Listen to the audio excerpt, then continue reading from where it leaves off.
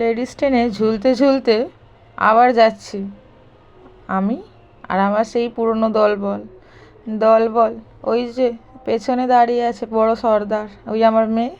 দলে আর একজন নতুন মেম্বার হয়েছে, বড় জায়ের ছেলে। ট্রেন লেট ছিল, 2 ঘন্টা প্রায় জার্নি করে পৌঁছে গেলাম কল্যাণীতে।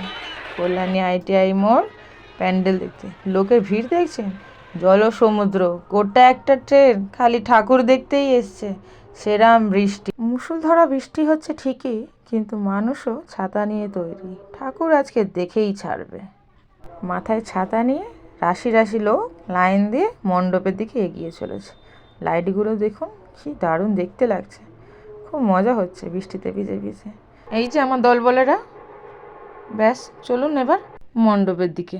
এই যে দেখুন কি সুন্দর না বানিয়েছে মন্দিরটা। সত্যি নিজের চোখে দেখা আর মোবাইলে দেখাতে কিন্তু অনেক তফাৎ রয়েছে। সামনে দিয়ে দেখার একটা আলাদাই অনুভব থাকে। চোখে ধরছে না এত আলো, এত সুন্দর মানুষের কারিগরি, মানে বলে বোঝানো যাবে না যদি সামনে দিয়ে না দেখা যায়। মোবাইলের ক্যামেরায় যতটা সৌন্দর্য লাগছে, সামনে দিয়ে কিন্তু তার থেকে 1000 গুণ বেশি সুন্দর। না দেখলে বোঝা যাবে না। পাশে জলের ফোয়ারাগুলো দেখুন, দারুণ লাগছে। গায়ে হালকা হালকা ছিটে পড়ছে, ভালোই লাগছে কিন্তু বৃষ্টির মধ্যে ভিজে। উফ, মন্দিরটা দেখে আর আমি তুলনা করতে পারছি না। ঐশ্বর্য, ছোট ছোট ঝিনুক দিয়ে কাজ করা আছে। ভিড় দেখছেন, যে যেরকম পারছে নিজের ফোনের মধ্যে সময়টাকে বন্দি করে নিচ্ছে, যখন হোক খুলে দেখবে।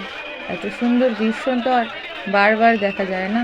আর এতটা দূর যে ভাববো যে পুজোর মাঝে আরেকবার ঘুরে আসবো, সেটাও উপায় নেই। এবার প্রবেশ করছে ওখানে যেখানে মা স্বয়ং নিজে বিরাজমান হয়ে রয়েছে, মানে মায়ের মূর্তি। মা মূর্তির মধ্যেই তো বিরাজমান। এই দেখুন, এরাও এবার দাঁড়িয়ে যাচ্ছে, একটু ছবি তুলতে বায়না করছে। ওই ভিডিওর মাঝেই নিয়ে নিলাম আর কি। এত ভিড় আর দাঁড়িয়ে যে সেলফি তুলবো তার উপায় নেই। মাকে দূর থেকে এবার প্রণাম জানাই।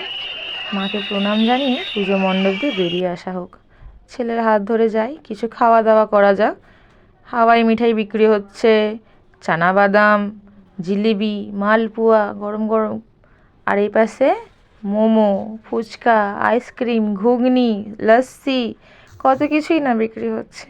ছেলের বায়না আইসক্রিম খাবে, মেয়ে আর বড় জায়ের মেয়ের বায়না মোমো খাবে। চলো ওদেরকে দেওয়া যাক। মোমো কিনে দেওয়া হয়েছে।